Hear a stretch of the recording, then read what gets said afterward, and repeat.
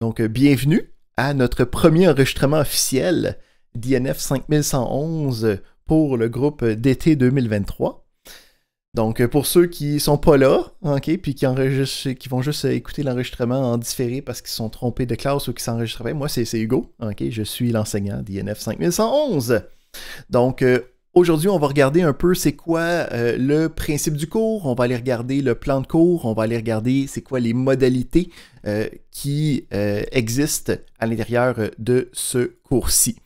Donc, première chose, on va aller regarder les différents outils qu'on va utiliser à l'intérieur du cours. Donc, premièrement, on a la plateforme Moodle qui a les différents... notre point central de communication académique. Donc, dans Moodle, on est inscrit à deux différents cours pour INF 5111. On a le premier INF 5111 qui est le cours général. Donc, en gros, toutes les notes de cours, tous les éléments statiques vont se présenter sur ce cours-là. Donc, vous allez y retrouver le lien pour la salle de Zoom que vous avez en ce moment, un lien vers le plan de cours et aussi particulièrement un lien vers le site des notes de cours. Donc, les notes de cours sont fournies sur un site web. On est sur Zoom, on est capable de lire ça de manière textuelle en même temps qu'on regarde. Donc, si on s'en va sur le site des notes de cours, on va y retrouver une section, donc faites attention si vous cliquez un peu partout. J'utilise ce site-là pour différents cours, donc faites bien certain d'être dans l'onglet INF 5111. Puis à l'intérieur, on a une petite page d'introduction qui est comme une espèce de récapitulatif du plan de cours. On a un onglet pour les différents cours de la session. Puis on a un onglet pour les différents ateliers, les différents laboratoires de la session. Donc, c'est là qu'on va passer la majorité de notre temps pour être en train d'apprendre des choses. Donc, ce site-là est disponible à partir de notre site principal avec le lien notes de cours. On a aussi d'autres liens intéressants. Donc, je suis rejoignable de différentes manières. Donc, j'ai un courriel pour les échanges officiels, mais ce n'est pas ma méthode de prédilection. Je vous donne accès à un canal Mattermost qui existe pour le cours d'INF 5111. Donc, c'est une plateforme pour le département d'informatique. Tous les cours INF ont ça.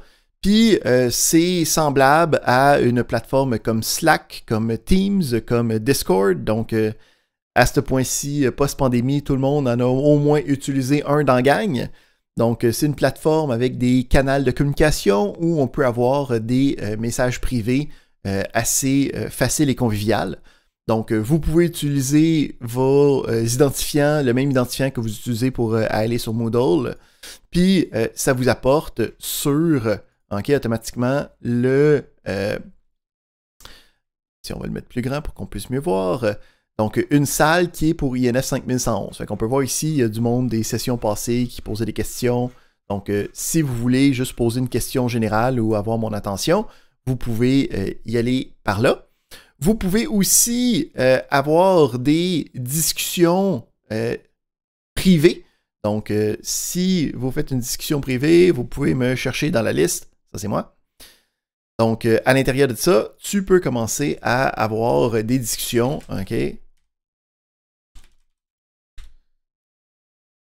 Puis là, ici, je me parle à moi-même, là, fait qu'il ne se passe pas grand-chose. Mais le principe ici, c'est que vous pouvez envoyer, tu sais, j'ai telle erreur durant un travail, ou je ne sais pas où remettre les choses, ou des choses comme ça. Donc, vous pouvez travailler avec cette plateforme-là. Donc, ça sonne sur mon téléphone, ça sonne sur mon ordi, mes lumières flashent dans ma maison. Donc, ça fait en sorte que c'est la meilleure version pour me rejoindre. Puis aussi, c'est beaucoup plus convivial qu'une traînée de 40 courriels parce que tu as essayé telle affaire, puis là, ça donne telle erreur, puis ainsi de suite.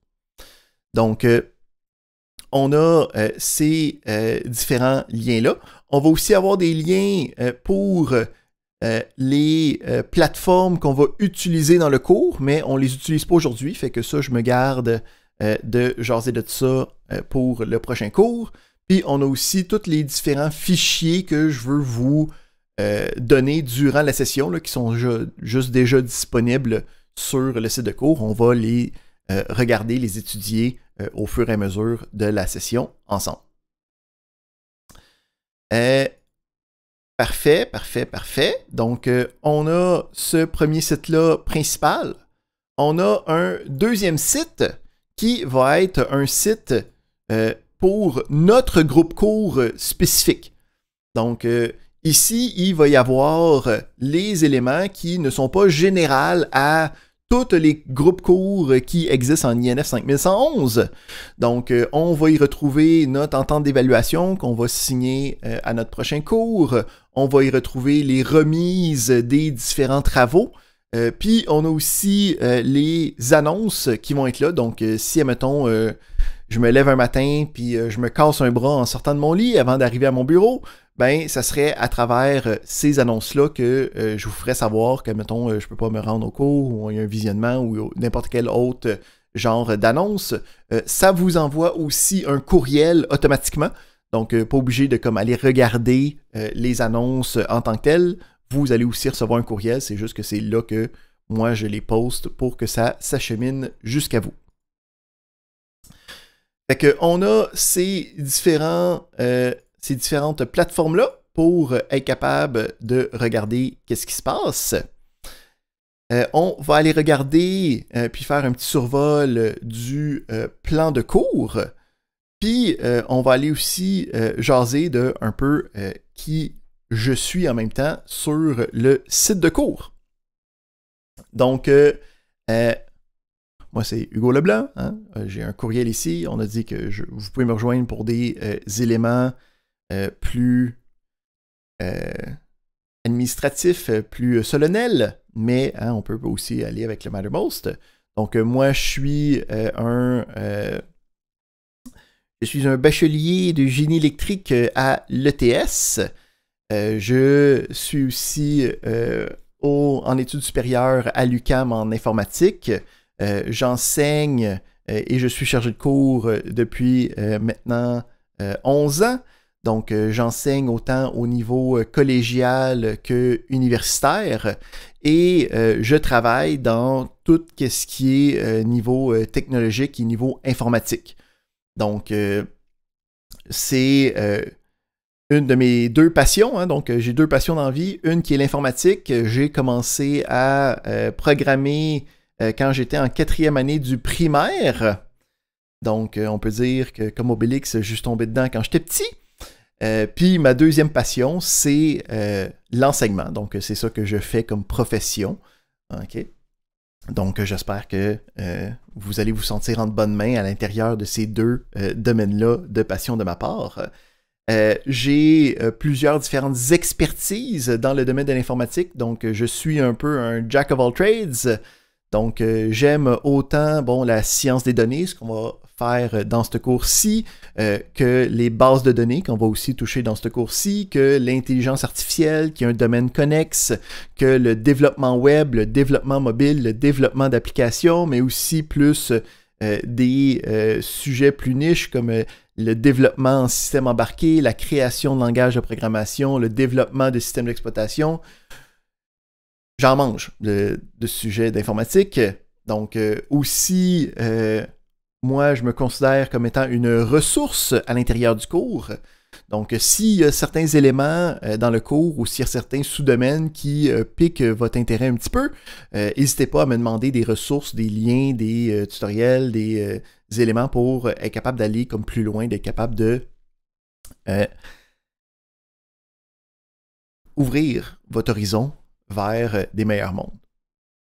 Parce que vous ne le savez pas, mais après ce cours-ci, ce que vous allez faire, c'est que vous allez lâcher votre programme, puis vous allez prendre un programme en informatique pure, OK? Parce que vous allez voir comment c'est intéressant, puis le fun.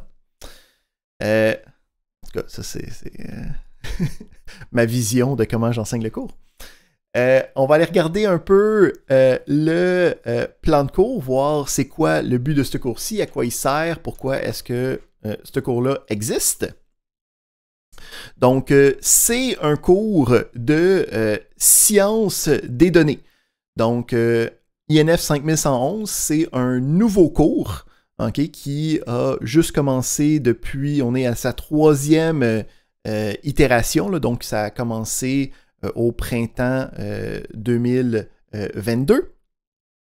Le principe, c'est qu'avant, il y avait des cours de programmation, puis il y avait des cours de base de données. Puis le département s'est dit, c'est des cours qui sont intéressants, mais on voudrait être capable de faire le lien avec les deux cours en même temps, puis aussi avoir une approche un petit peu plus moderne sur la visualisation de données, sur la manipulation de données. Donc, ils nous ont, dans le département d'informatique, ils nous ont demandé de créer ce nouveau cours-ci, qui est vraiment une approche pratique sur l'apprentissage de la science des données. Donc, on va utiliser de la programmation puis de l'informatique, puis on va utiliser des bases de données dans un but de nous servir à visualiser, transformer, évaluer, analyser, exploiter des données. Donc, on va aller regarder, puis là, ici, c'est comme des grandes lignes, là. Donc, de revoir c'est quoi les différents outils, puis c'est quoi les différentes méthodes. Donc, on va faire des choses dans ce cours-ci, là. C'est un cours très pratique. On va aller voir c'est quoi les étapes dans la conception d'un projet qui est relié à ça. On va aussi se familiariser avec les différentes plateformes qui nous permettent de exploiter puis utiliser ces différents projets-là. Particulièrement des bases de données, puis des langages de programmation pour s'aider à faire de la visualisation. Donc ici, on a un petit sommaire de qu'est-ce qui se passe. Donc le cours se divise, puisque c'est la genèse de deux cours ensemble. Le cours se divise un peu en deux tracks qui se chevauchent à certains endroits. Fait que le principe, c'est qu'on va avoir une track de programmation, d'informatique, c'est qu'on va créer des programmes, on va élaborer des algorithmes, on va utiliser un langage de programmation pour résoudre des problèmes. Puis, on va avoir une track de base de données qui va nous faire comprendre comment est-ce qu'on fait pour stocker des données, comment est-ce qu'on fait pour transformer des données, comment est-ce qu'on fait pour aller faire des requêtes sur ces données-là. Puis, on va faire les deux tracks de manière simultanée. Donc, on va se ping-pongner à gauche et à droite pour être capable de faire les liens entre les deux, puis être capable de voir comment ils peuvent s'agencer ensemble. Donc, les modalités d'enseignement, donc en passant, c'est un cours intensif à laquelle vous vous êtes inscrit. Donc, on va avoir 2 périodes magistrales par semaine, nous autres le mardi et le jeudi.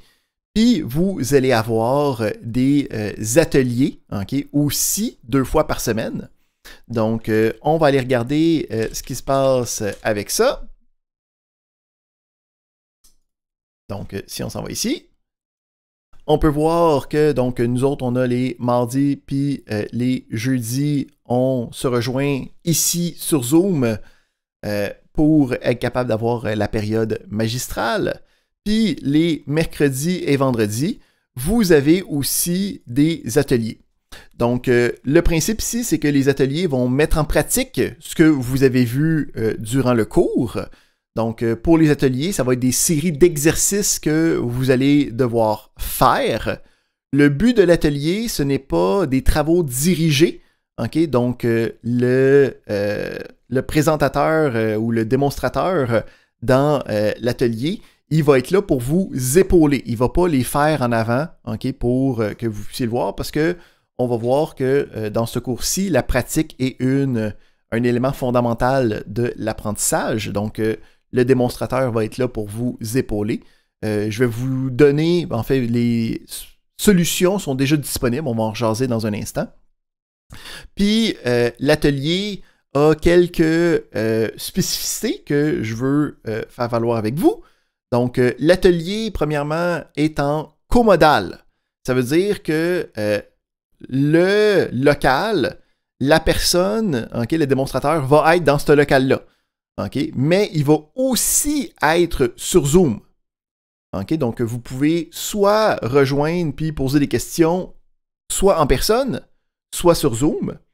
Donc, le principe, c'est que parfois, il va y avoir certaines démonstrations à l'intérieur. Fait que le principe, c'est que vous allez voir dans le plan de cours, là, ça dit que les séances sont obligatoires, dans le sens qu'il y a des choses qui vont être démontrées dans les ateliers qui ne sont pas montrées dans le cours. À chaque semaine, je vais vous en parler de qu'est-ce qui se passe. Des fois, ça va juste être des exercices à faire, ou c'est que si vous les complétez d'avance, ça va être à votre discrétion si vous sentez le besoin d'aller à l'atelier ou pas. Mais il y a certaines choses qui vont être juste montrées à l'intérieur de l'atelier, des manipulations, des choses comme ça. Donc, on va avoir l'atelier en comodal. Deuxième chose, l'atelier se fait dans une salle de classe, pas dans un laboratoire. Ça veut dire que si vous voulez travailler en personne pour l'atelier, vous devez apporter votre ordinateur dans la salle de classe. Donc, c'est pour ça qu'on dit ici que l'ordinateur est nécessaire pour le cours. C'est pour les ateliers. Si vous voulez y aller en personne, vous allez devoir avoir un ordinateur portable à apporter avec vous. Vous n'en avez pas besoin pour les périodes magistrales ou pour les examens. C'est vraiment juste si vous voulez vous présenter en personne dans les ateliers. J'ai une question de Nicolas. Oui, c'était pour savoir si les ateliers allaient être enregistrés aussi ou c'était seulement les cours magistraux. Fait que les ateliers peuvent être enregistrés, mais c'est à la discrétion du démonstrateur. Puis moi, je n'ai pas de pouvoir là-dessus. Moi, je lui demande de le faire, puis il m'a dit qu'il allait considérer ça, puis il allait sûrement le faire. Mais c'est avec le démonstrateur que vous voulez valider, confirmer, parce que il y a des droits en tant que démonstrateur du cours. Moi, je n'ai pas le droit de lui forcer à enregistrer le cours. Donc, il m'a dit que ça y tentait, là, mais c'est à confirmer puis à valider avec lui pour être certain que tout ça se passe bien. Si lui m'offre les vidéos, moi, je vais les mettre en ligne, je vais vous donner les liens, tout le kit, là. Mais ça, je ne peux pas le garantir. Parfait. Fait que ça, c'est qu'est-ce qui se passe de ce côté-là. Donc, on a des périodes magistrales de 3 heures, on a les ateliers de 2 heures à chaque semaine. Donc, le principe aussi, c'est, vous allez voir que je ne suis pas quelqu'un qui va conter des histoires tant que ça, là, ou sinon ça va être tout le temps des jokes qui sont concentrés sur le cours. Donc, ça arrive des fois que la période dure un peu moins que 3 heures. Habituellement aussi, j'essaie d'avoir 2 petites pauses à l'intérieur de 5-10 minutes pour être capable de se lever, aller prendre un verre d'eau, se dégourdir les jambes un petit peu. Comme ça, on n'est pas stocké devant notre écran pendant trop longtemps. Parfait. Fait que ça, c'est bon, ça, c'est bon, ça, c'est bon. Donc, après ça, on a un petit calendrier détaillé. Donc, pour l'instant, c'est pas très pertinent de aller regarder ça parce que si je vous parle d'appel imbriqué, ça vous dit rien en ce moment parce qu'on ne l'a pas vu encore. Mais à travers les semaines, le principe, c'est de voir qu'on va travailler avec de la programmation, des bases de données, puis on va faire un peu le back and forth entre les deux, pour aller travailler avec des parties de programmation, des parties de bases de données, puis d'être capable de travailler avec ça. Qu'est-ce qu'on a d'autre à dire sur la matière du cours en tant que telle?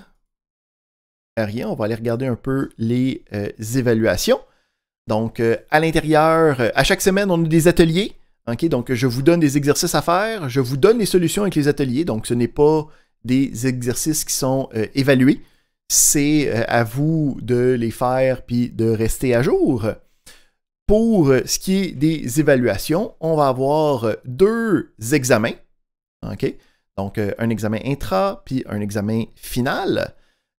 les 2 examens, on va s'en rejaser en temps et lieu, là, mais ces examens-là vont être en présence. Donc, ça va être des examens papier qu'on va faire en classe. On va en rejaser, encore une fois, aux semaines d'avant. Il y a des cours qui vont être utilisés pour des révisions, pour bien s'assurer de savoir à quoi s'attendre, c'est quoi les genres de questions, et ainsi de suite. Puis, à travers la session, on va aussi avoir 2 travaux pratiques, donc 2 plus gros devoirs qui vont être des programmes de plus grande envergure, qui vont intégrer les bases de données, puis qui vont en fait mettre en pratique tout ce qu'on a vu à l'intérieur de la session jusqu'à ce moment-là. Donc, les travaux pratiques, habituellement, sont donnés 2 à 3 semaines avant leur remise. Donc, vous avez 2-3 semaines pour le faire. Donc, à peu près à la 5e... ben là, c'est marqué semaine, là, mais ça va être... c'est des cours, parce qu'on a 2 cours par semaine.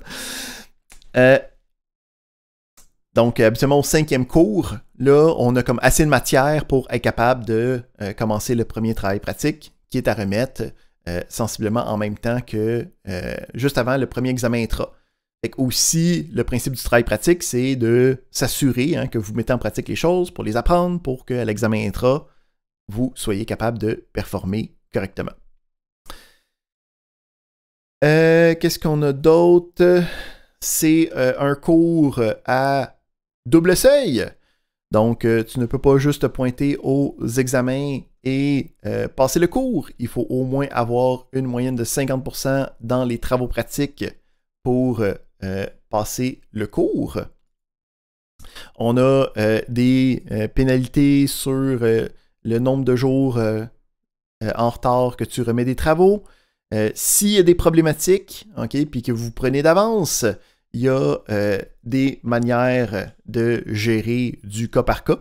Donc, n'hésitez pas à m'envoyer un courriel s'il y a une problématique. C'est sûr que si vous m'envoyez un courriel 3 jours après la date de remise en disant « Ouais, en fin de compte, je me suis rendu compte trop tard que la date de remise, c'était il y a 3 jours, je peux-tu avoir une extension? »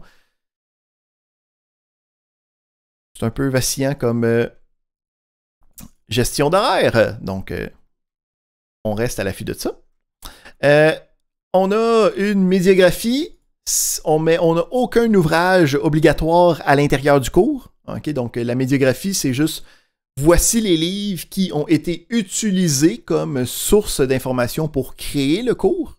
Donc, si vous voulez des ouvrages de référence ou si vous cherchez des éléments plus exhaustifs, parce que on va voir que avec la mitose de 2 cours, c'est quand même un cours qui est assez en surface, donc je n'irai pas en grande profondeur dans chacun des sujets.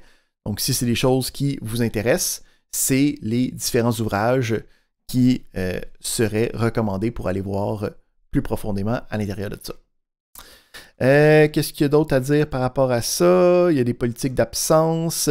Si vous n'êtes pas là, vous pouvez m'envoyer un courriel pour me le dire, là, mais en gros, le département d'informatique gère à l'interne ces absences. Donc, il y a un lien à aller, tu fais une demande, tu as tes pièces justificatives, puis là, c'est comme tout géré automatiquement pour que vous puissiez repasser l'examen en temps et lieu.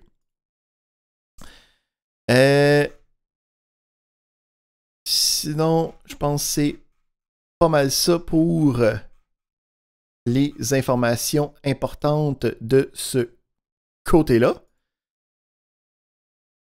Dernière chose à mentionner, c'est que c'est un cours d'informatique. Donc, c'est un cours de programmation. Puis, les cours de programmation ont ont des caractéristiques uniques que la majorité d'autres cours n'ont pas.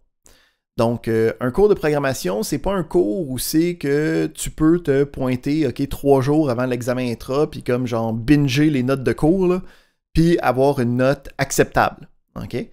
Puis, ça marche dans plusieurs types de cours. C'est ça que j'ai fait dans la majorité des cours de mon bac. Mais les cours de programmation sont immunisés contre cette pratique. Le principe, c'est que, habituellement en programmation, les concepts sont très simples à expliquer, mais très subtils à mettre en pratique. Donc, la majorité des choses qu'on fait sont axés pour apprendre quelque chose, puis ensuite être capable de le mettre en pratique dans les ateliers. Donc, la concrétisation des apprentissages se font par la pratique, puis particulièrement par le fait que quand on a une erreur, quand il y a un problème, c'est là qu'il faut synthétiser nos connaissances, puis être capable de voir qu'est-ce qui n'a pas marché, puis travailler avec ça, être capable d'apprendre à travers nos erreurs. Donc, ça va être important de ne pas prendre à la légère les ateliers. Okay? Donc, particulièrement parce que je vous donne les solutions d'avance. Okay? Puis en programmation, de donner des solutions, c'est un attrape-nigo facile. Okay? Donc, c'est un piège que je vous donne de responsabilité. Parce que vous allez voir, quand moi, je vais être en train de faire les choses, puis quand moi, je vais être en train d'écrire des programmes, okay, vous allez voir, ça semble extrêmement facile. Puis, je vous le dis, après 20 ans d'expérience, effectivement, ça devient plus facile. Mais vous autres, vous n'êtes pas à 20 ans d'expérience en informatique et en programmation, donc ça ne sera pas aussi facile. Le principe ici, c'est que quand tu vois quelqu'un le faire, puis quand tu lis quelque chose de déjà fonctionnel, ça peut sembler très accessible, puis très facile à refaire. Ce qui n'est pas le cas tant que tu ne l'as pas fait, tant que tu ne l'as pas pratiqué, tant que tu ne l'as pas intériorisé comme connaissance. Donc, ici, c'est le seul warning que je vais faire de la session. Là. Vous êtes tous des adultes responsables. Mais je vous dis que c'est facile de prendre ça pour acquis, puis de se retrouver quand il est le temps de faire le travail pratique, quand il est le temps de performer aux évaluations, puis de ne pas avoir fait assez de pratique, puis de se retrouver dans le pétrin. Deuxième chose aussi, c'est que le cours est extrêmement cumulatif, dans le sens que les choses que je vais dire aujourd'hui, c'est des choses sur lesquelles on va bâtir la semaine d'après, puis la semaine d'après va bâtir sur qu'est-ce qu'on a vu, puis la semaine d'après va bâtir sur qu'est-ce qu'on a vu. Donc, c'est pas modulaire comme matière. Ce que ça veut dire, c'est que si elle est au troisième cours, t'es comme je suis malade, tu sais, je peux pas venir. C'est pas une option de juste faire gaz correct, là, je vais manquer une des 10 questions à l'examen sur ce bloc de matière-là. C'est que tu vas manquer cette question-là, puis toutes les questions subséquentes des semaines. Là. Parce qu'on bâtit sur chacun des éléments qu'on voit à chaque semaine. Donc, c'est vraiment important, puis c'est pour ça aussi que j'enregistre les séances, que si pour quelconque raison, là, je ne prends pas les séances, c'est à vous de gérer vos horaires correctement, de se garder à jour avec, puis particulièrement là, parce que c'est un cours intensif, là, on peut facilement déraper sans se rendre compte de qu'est-ce qui se passe. Parfait. Fait que ça fait pas mal le tour de qu'est-ce que je voulais dire au niveau d'introduction du cours. Est-ce qu'on a des questions, interrogations, problématiques, choses qu'on voudrait savoir? J'ai une question de Walid. Oui, bonjour. Je voulais juste savoir, c'est quoi votre point de vue par rapport à ChatGPT si on l'interroge pour ça puisse nous aider un peu? Moi, j'ai aucun problème avec l'utilisation d'outils. OK? Donc, le principe, puis comme c'est un outil qui est très, très, très fort, puis très, très, très utile, puis particulièrement performant dans des cours d'informatique. Donc, c'est pas un problème de l'utiliser. Je vous conseille de ne pas l'utiliser sur les questions directement pour l'apprentissage, de l'utiliser sur ce que vous avez écrit. Okay? Donc, de l'utiliser comme un outil de débogage, parce qu'il y a certainement une habilité à aller chercher sur la conception d'algorithmes, sur la conception de solutions, qui va être testée durant les évaluations. Fait que si durant toute la session, vous faites juste paster la question des ateliers dans ChatGPT, c'est la même chose que juste d'aller voir la solution. OK? Puis je vous l'ai déjà dit, la solution est déjà là, puis c'est un attrape-nigo.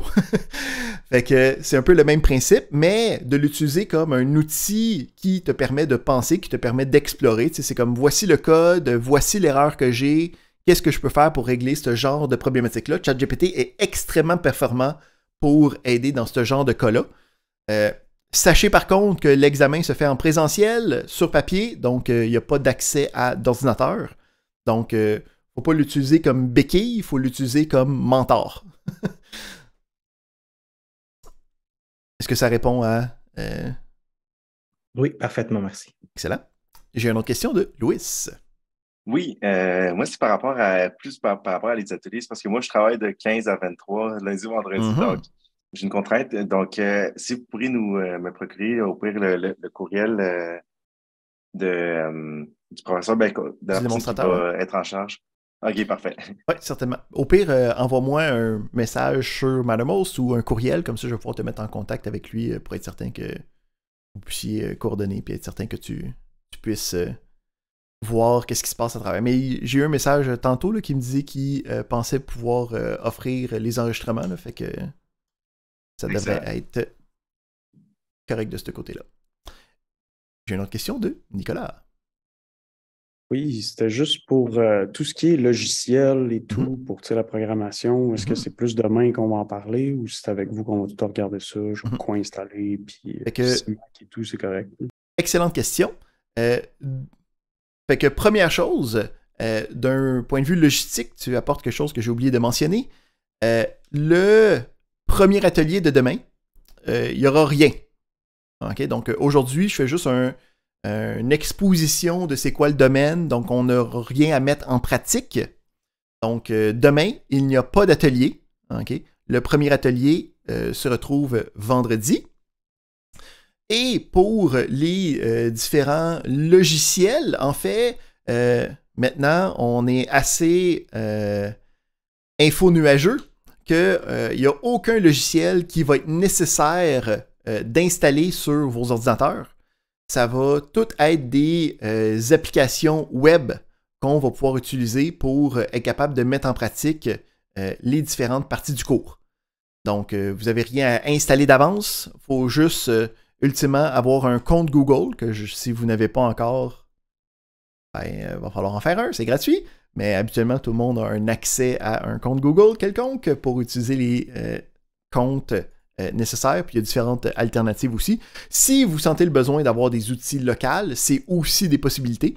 Donc, si vous voulez avoir une version complètement locale, vous pouvez m'envoyer un petit message, je vais vous envoyer des liens sur les outils, mais il n'y a rien de nécessaire dans le cours. J'ai pris des dispositions pour être capable que ce soit tout info-nuagique, puis qu'on ait le moins de problèmes possible justement d'installation, de gestion, d'administration, des choses comme ça. Parfait, merci. Excellent. Donc, on a fait le tour de qu'est-ce qui se passe dans le cours. On a fait le tour des modalités du cours. On va pouvoir commencer d'emblée la matière du cours. Mais avant ça, on peut se prendre une petite pause. Donc, on pourrait revenir à 25, petite pause de 10 minutes pour commencer. Donc, nous, ce qu'on va voir aujourd'hui, pour faire un petit rappel, ça va être sur le site des notes de cours. On a la section dans les cours, la section intro. C'est ce que nous, on va aller regarder aujourd'hui ensemble. Donc, on se revoit dans une dizaine de minutes à 10h25. À tout de suite. Donc, on est de retour pour la présentation de notre premier cours de la session. Donc, premièrement, aujourd'hui, ça va être une première partie sur c'est quoi qu'on va apprendre dans le cours. Donc, à quoi ça va servir, c'est quoi le but des choses qu'on va faire dans le cours. Il n'y aura pas rien de pratique aujourd'hui, là. C'est, en gros, mon pitch, là, okay, où c'est que je vends ma salade, là, puis que je vous dis, ça vaut la peine de rester durant les autres semaines, là. Okay? Donc, c'est ça qu'on fait ce matin. Donc, on va commencer en faisant des descriptions de choses, okay? De voir pourquoi est-ce que on a besoin de ce cours-là, c'est quoi les termes qui entourent ça, puis qu'est-ce que ces termes-là veulent dire. Fait que c'est un cours d'introduction à la science des données. Fait que ça serait intéressant peut-être de dire c'est quoi la science des données. Hein? Donc, en anglais, le data science. Donc, c'est un nouveau domaine. Donc, qui existe depuis 10 ans. Il n'y avait pas encore le nom, là, okay, là, mais dans les 5 dernières années, là, c'est là que ça a vraiment pris toute son ampleur. Donc, le principe, c'est que avant, il y avait des domaines informatiques, hein, il y avait des domaines de programmation, il y avait des places qui faisaient des logiciels majoritairement. Mais avec le temps, hein, l'informatique devient de plus en plus couplée avec notre vie.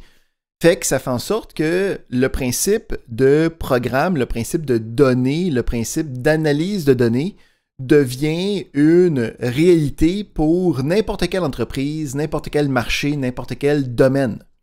Donc, le principe, c'est qu'avant, il y avait des compagnies d'informatique qui faisaient des programmes, puis là, le monde utilisait les programmes, mais là, on est rendu avec, il y a de l'informatique partout, tout le monde est obligé d'avoir une section de IT dans leur entreprise, puis maintenant, on est rendu avec, tout le monde a besoin d'avoir accès à une compréhension de leurs données qui sont générées par l'entreprise.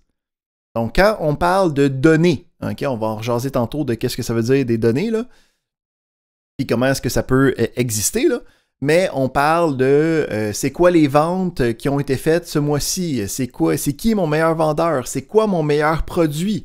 Tu sais, c'est des questions que n'importe quelle entreprise vont vouloir se poser. Puis, pour être capable de répondre à ces questions-là, c'est là que vient la science des données. Okay? Donc, le but de la science des données, c'est d'être capable de venir régler les petits problèmes de chacune des entreprises sans avoir à faire appel à une équipe de statisticiens, une équipe de programmeurs, une équipe de gestionnaires de bases de données, parce que maintenant, les outils sont devenus plus conviviaux, sont devenus plus accessibles, puis aussi les entreprises, juste avec leur infrastructure d'IT courante, génèrent ces données-là. Okay? Donc, avant, si tu voulais comme trouver c'était quoi ton meilleur produit, il fallait que tu aies quelqu'un qui note c'est quoi chacune des ventes, puis qu'il fallait que tu comptabilises ça. Maintenant, avec le principe de gestion de données qui est plus automatisé, qui est plus informatisé, tout existe de manière comme rapide et conviviale. Fait que le but de la science des données, c'est en fait un nouveau domaine, mais c'est pas des nouvelles méthodes, c'est pas des nouvelles connaissances, c'est plus d'être capable d'utiliser les connaissances de différents domaines, du domaine de l'informatique, de la programmation, du domaine de stockage de données, des bases de données, puis du domaine des mathématiques, des statistiques, puis que ça devienne un seul tout, okay, sans avoir 50 millions d'étapes à faire. Donc, c'est aussi un tremplin vers d'autres domaines modernes. Hein? Donc, le but de la science des données, là, c'est une discipline, c'est un domaine qui est très, très, très couplé avec l'industriel, okay? Contrairement à d'autres domaines. C'est l'informatique pure, là, le computer science. Donc, il y a plusieurs professeurs d'universités renommées là, qui s'en foutent de qu'est-ce que les entreprises ont besoin. Là, okay? Ils sont dans leur nuage, là, puis pas l'info nuagique, là, leur nuage d'idées, là, pour gérer des problèmes que peut-être qu'on va avoir, peut-être qu'on n'aura pas. Là. C'est pas ça la science des données. Okay? Le data science, c'était un domaine qui a été créé, qui a été conçu pour régler des problèmes réels. Puis, justement, de prendre les techniques qui ont été développées dans différents domaines pour créer un processus, un workflow qui est facile et convivial pour régler des vraies affaires, comme on dit. Fait que le but de la science des données, c'est d'être capable de se poser une question, puis à partir de données, être capable de trouver une réponse. Hein? Donc, comme j'ai dit, des questions habituellement de logistique, des questions statistiques, donc qui peuvent être dérivés des données, mais qui ne sont pas nécessairement dans les données. Tu sais, comme mettons, genre la STM veut savoir où c'est que j'aurais besoin de construire plus d'arrêts d'autobus. Hein, c'est une question très claire. Comment est-ce que je fais pour trouver cette information-là? Là? Ben, il faut que tu regardes c'est quoi que tu as comme achalandage, c'est quoi les places où c'est qu'il y a un manque de services, c'est quoi l'accès aux services courants, est-ce que de juste mettre plus de bus, ça rend... Tu sais, comme il y a plein de questions sous-jacentes que faudrait quelqu'un qui s'assit puis qui passe à travers comme un paquet de données. Puis là, le principe, c'est qu'à la place d'être une personne, ça va être des programmes, ça va être des outils hein, avec un scientifique de la donnée qui va gérer ça. Mais c'est le genre de questions qu'on peut attaquer avec la science des données. Fait que le principe, puis la première chose qu'on va aller voir, ça va être un peu les étapes qui vont se passer dans un projet de science des données. Donc, j'ai une question à poser, je veux avoir une réponse. Comment est-ce que je fais pour répondre à cette question-là? OK? Donc, à l'intérieur d'un projet de science des données, il y a différentes étapes qu'on va prendre. Fait qu'on va commencer à regarder ces étapes-là, puis être capable de voir dans ce cours-ci à quel point on va y toucher. Parce qu'il y a certaines affaires qu'on va plus ou moins toucher dans le cours. Là. Fait qu'on va commencer avec le principe d'un cycle de vie, okay, d'un projet de science des données.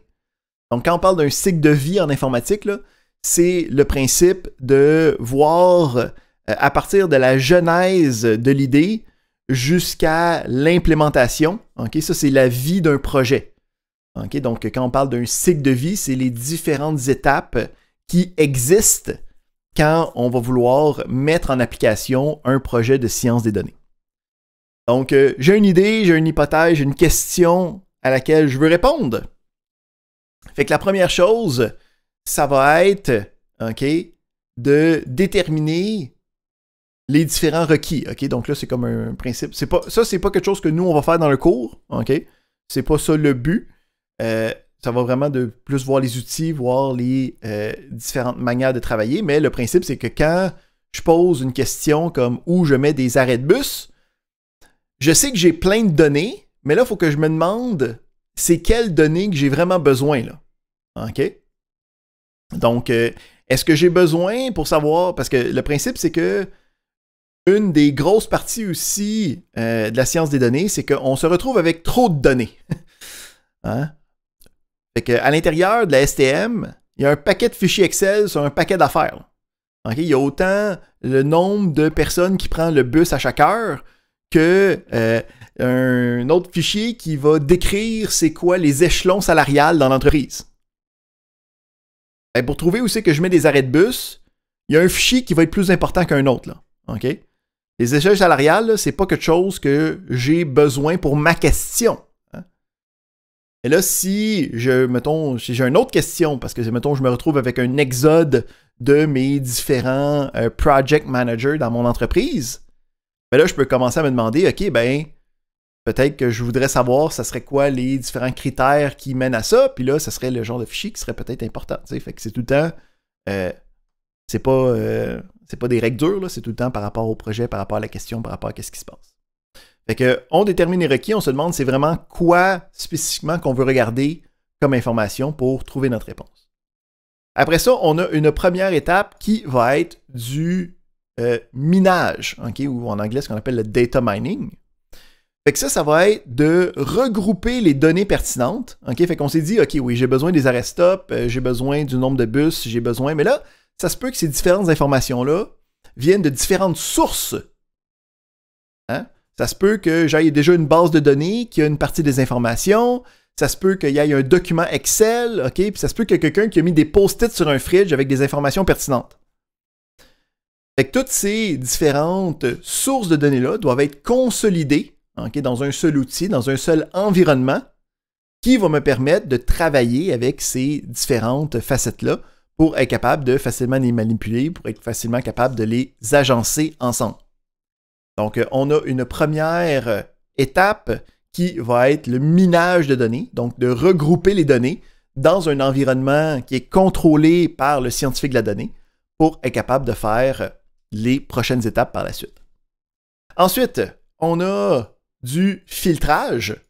Donc, pour le filtrage, c'est, oui, j'ai inséré un paquet de données, mais ça se peut qu'à l'intérieur de ces données-là, il y ait des données superflues ou il y ait des données erronées.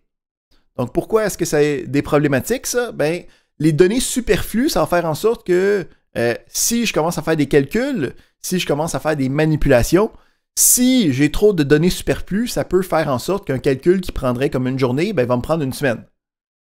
Donc, c'est à une première étape, dès qu'on a regroupé les données, qu'on va faire une épuration de ces données-là.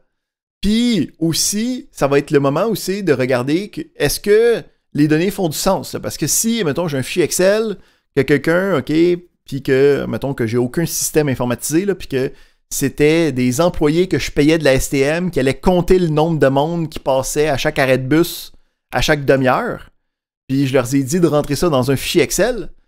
Si l'être humain il a accroché un 0 de trop, puis à la place d'être 150 usagers durant la dernière demi-heure, c'est marqué 45 millions. Si je laisse ça dans mon pool de données, il va y avoir des problèmes. OK? Ou pas nécessairement des problèmes, mais encore plus dramatique, je ne verrai pas qu'il y a un problème, ça va juste me donner une réponse erronée. Hein? Donc, ça me dit que, ah ben là, cet emplacement-là, c'est effectivement, c'est là qu'il faut que je construise 3 nouveaux arrêts de bus, OK? Parce que c'est la place la plus achalandée, puis en fin de compte, c'est parce que quelqu'un a oublié une virgule quelque part, tu sais, c'est pas le genre de choses qu'on veut avoir comme problème. Fait que, on va avoir une phase de data cleaning ou data filtering, OK? De filtrage ou de nettoyage de données pour faire en sorte que ce que j'ai, c'est des choses avec lesquelles je peux travailler. On a ensuite la partie la plus exhaustive, longue, complexe, puis dans laquelle le cours se focus majoritairement, qui va être l'exploration de données, okay, ou l'exploitation de données. Donc, le principe, c'est que là, on va utiliser des méthodes statistiques, des algorithmes de calcul pour être capable de prendre les données, puis d'être capable de les transformer, être capable de les analyser, être capable de les exploiter pour nous donner des nouvelles informations qui vont nous permettre de répondre à nos questions initiales. OK? Donc, en moyenne, c'est quoi la station qui était la plus achalandée? À l'intérieur d'un rayon de 5 km, où c'est que j'ai eu le plus de clients? Okay? Donc, c'est toutes des manipulations statistiques, informatiques, algorithmiques que je suis capable de faire sur mes données. Il y a aussi une mettons une branche très, très, très populaire en ce moment d'intelligence artificielle, d'apprentissage machine. Donc, ça serait aussi dans cette étape-là où c'est que je pourrais créer des modèles d'intelligence artificielle. Donc, ici, juste des petites notions de vocabulaire. Quand on parle d'un modèle en intelligence artificielle, c'est de dire, ben, je prends un paquet de données, hein, puis le principe de l'intelligence artificielle, c'est que c'est capable d'apprendre, hein, particulièrement la version moderne qui est l'apprentissage machine. Donc, je lui donne un paquet de données, puis je dis, trouve-moi, OK, si, admettons, en prenant chacun des arrêts de bus, si je crée un nouvel arrêt de bus à telle place, je veux que tu sois capable de me dire c'est quoi l'achalandage que tu t'attendrais à avoir par rapport à ce que tu as su d'avance. OK? Donc, cet élément-là qui serait capable de prédire quelque chose, c'est ce qu'on appelle le modèle. OK? C'est la chose qui a appris d'informations, puis en lui donnant une information, il est capable de m'en sortir une nouvelle, okay, qui serait prédite par rapport à ce qu'il a vu auparavant. Donc, on a cette étape-là d'exploration de données. Puis souvent, ce que ça me donne comme résultat, hein, ça va être un paquet de nouvelles données. Okay? C'est quoi en moyenne l'achalandage par région? C'est quoi la période? C'est l'achalandage par heure? Donc, c'est plein de nouvelles données habituellement qui vont être générés avec l'exploration, l'exploitation de données. Puis souvent, on a de la misère à aller chercher une réponse simple, claire et nette avec ces nouvelles données-là. Fait que on va avoir une dernière étape qui va être la visualisation des données. Donc, oui, j'ai un paquet de nouvelles données, j'ai un paquet de nouvelles colonnes, j'ai un paquet de nouvelles valeurs, mais je vais être capable de présenter ça à une branche décisionnelle de la compagnie, là, pour que cette branche décisionnelle-là soit capable de prendre la décision. Donc, je vais être capable d'avoir une map avec un horaire où c'est que je peux cliquer jour, mois, puis matin, soir, puis là, d'avoir des zones en rouge pour voir où c'est que ça pourrait être achalandé ou pas, des choses comme ça. Donc, le principe de la visualisation, c'est habituellement de prendre le paquet de données que j'ai généré, puis d'être capable de sortir, là, de différentes manières, souvent un graphique, un rapport, pour aider à la prise de décision. Parce que le but des scientifiques de la donnée, c'est de devenir un aide aux branches décisionnelles de la compagnie. Parce que c'est pas aux scientifiques de la donnée de décider où c'est que va être le nouveau Arrestop. Ça va être à des project managers, à du monde exécutif là, qui ont ce devoir-là, mais eux, il faut qu'ils soient outillés d'informations. C'est juste y donner un Excel avec 100 000 lignes, c'est pas quelque chose qui est intéressant, là. Donc, nous, Fait que ça ici, c'est toutes les étapes qui se passent dans un projet généralisé de la science des données. Nous autres, dans notre cours, on va traiter sur des parties spécifiques, là. Donc, c'est pas toutes ces affaires-là qu'on va voir très en détail.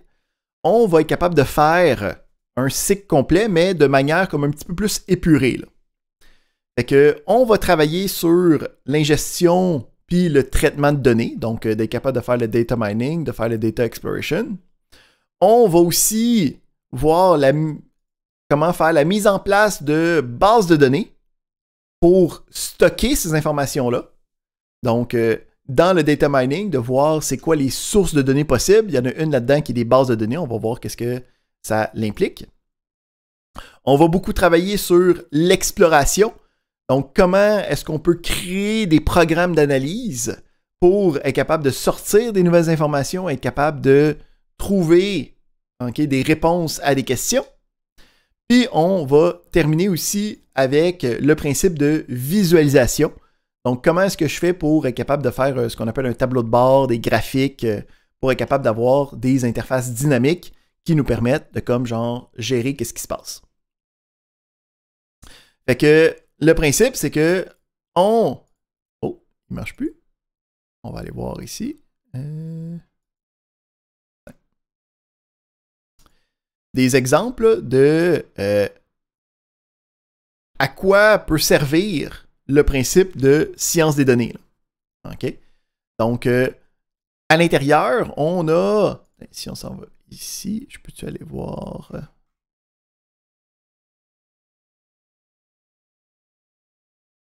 Ici.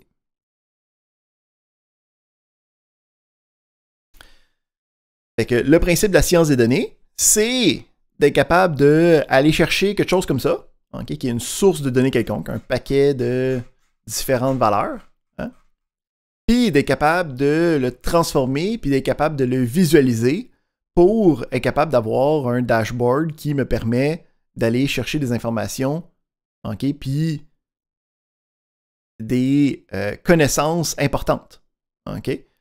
Donc, le out of capacity, là, pour être capable de voir c'est à combien est-ce qu'on est capable ou pas d'aller chercher des informations, avec juste des données de même, là, c'est pas exactement la chose la plus conviviale à aller chercher.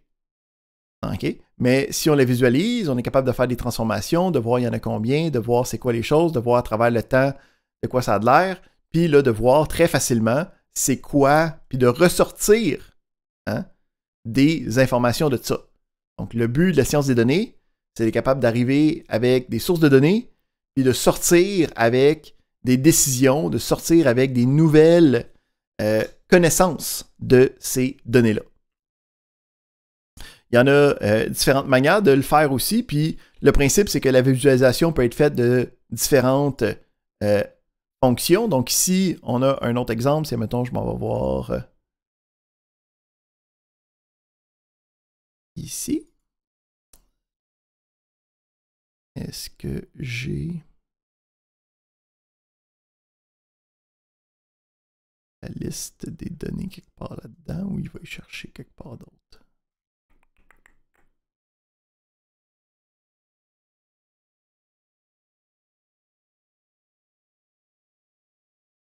Il va le construire localement. Mais le principe, c'est qu'on a un autre principe de données qui sont locales, avec un fichier avec des positions. Puis là, ça me dit la liste de toutes les différentes tours qui existent pour les technologies cellulaires. Fait que c'est toutes des positions XY géographiques, là. Puis tu peux aller les chercher après ça, puis aller les voir de manière individuelle. Puis là, tu peux aller voir, quand tu l'as, tu sais, c'est des centaines de milliers de lignes, mais quand tu l'as de manière plus visuelle, avec leurs différentes catégories, ben là, tu peux voir que, aux États-Unis, on peut voir que la technologie qui est préconisée, c'est le LTE. Puis on peut voir qu'en Europe, la technologie radio qui est préconisée, c'est UTMS. Puis on peut voir aussi qu'en Allemagne, c'est le GSM qui sont là. Juste visuellement, je suis capable maintenant de te dire ça, là. Si j'avais juste eu les fichiers Excel avec les centaines de milliers de lignes, j'aurais pas pu faire cette inférence-là, là. Donc on peut voir le principe derrière la visualisation, derrière la science des données, derrière toutes ces belles choses-là. On ne fera pas des choses belles de même, nous autres, là, On va faire des graphiques un petit peu plus simples, on reste en surface, mais l'idée derrière reste pareille. Il y a différents rôles, donc si vous regardez un peu là, dans le monde de la science des données, avant il y avait des scientifiques de la donnée, mais avec les années, les étapes sont devenues de plus en plus complexes. Fait que ça fait qu'il y a eu des spécialisations qui se sont créées. Donc, on va avoir des scientifiques de la donnée ou les data scientists qui sont un peu le rôle général du monde qui gérait tout ce cycle de vie-là auparavant. Mais avec le temps, il y a eu des spécialisations. Fait que là, des fois, vous allez pouvoir voir des data engineers, des data analysts, des data architects qui sont en fait des branches qui vont se spécialiser dans une ou deux des étapes spécifiques. Donc, le principe du data scientist, c'est comme englobant toute la patente. Puis, si tu te spécialises, mettons, en minage, ou en gestion des requis, tu es plus un data engineer.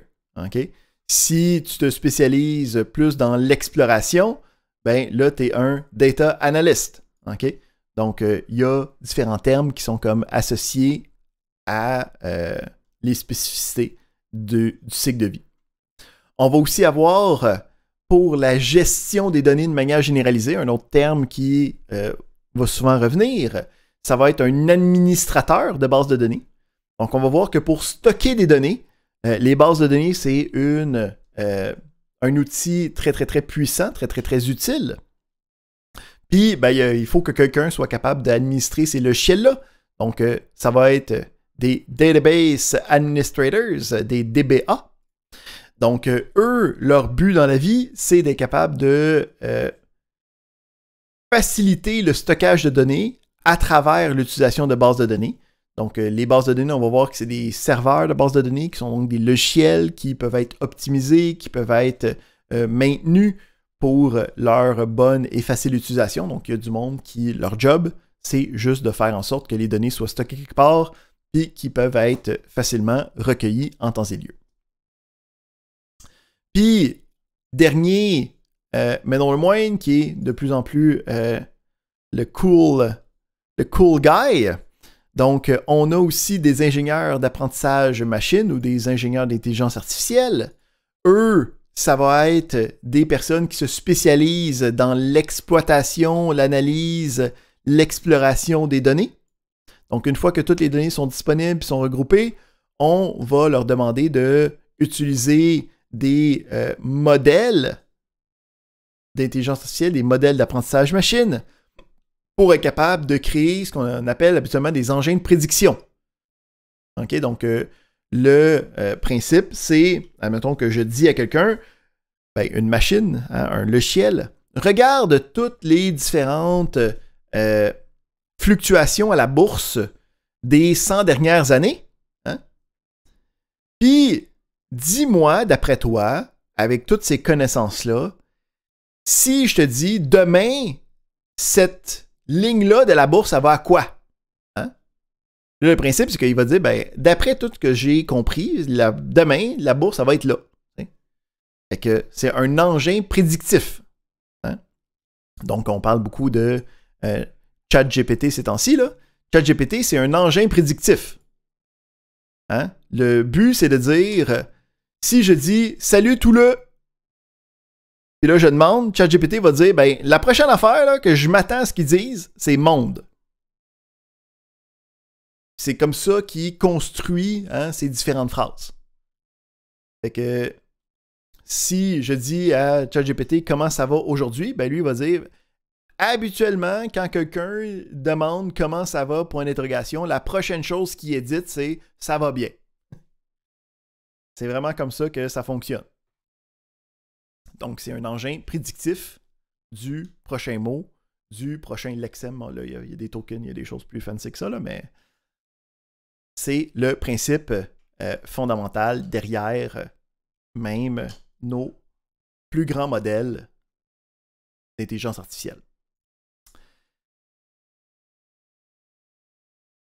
Fait qu'on a le principe de science des données, du data science. On vient de voir le cycle de vie, on vient de voir comment est-ce que nous, on va opérer à l'intérieur de ce cycle de vie-là, qu'est-ce qu'on va apprendre. La deuxième partie du cours importante, ça va être le principe de base de données. Donc, je peux facilement vendre le fait que dans la vie d'entreprise, dans la vie de tous les jours, dans la vie humaine, moderne, informatisée, on va vouloir stocker des données. Hein? Donc, je veux savoir c'est qui mes employés. Je veux savoir quand est-ce qu'ils sont rentrés à la job. Je veux savoir c'est quoi les ventes que j'ai cette semaine. Je veux savoir la productivité de ma machine industrielle qui produit des boîtes en carton. Donc, on a besoin d'avoir des données, puis ces données-là doivent être stockées quelque part.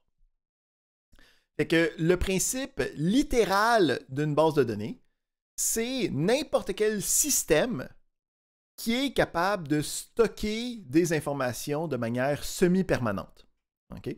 Fait que dans son vocabulaire complètement littéral, des bases de données, là, ça pourrait être le post-it que tu as sur ton fridge avec la liste d'épicerie que tu as à faire cette semaine. Okay? C'est une version d'une base de données. Elle n'est pas très utile, elle n'est pas très flexible, elle n'est pas très permanente. Okay? Elle a beaucoup de failles de sécurité, mais théoriquement, c'est une base de données.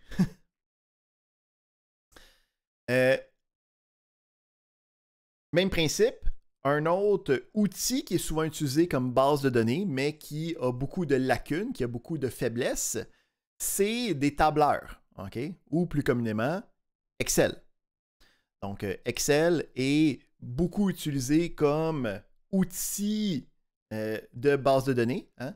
Donc, d'avoir les différents projets dans un fichier Excel sur un dossier partagé dans une PME, okay?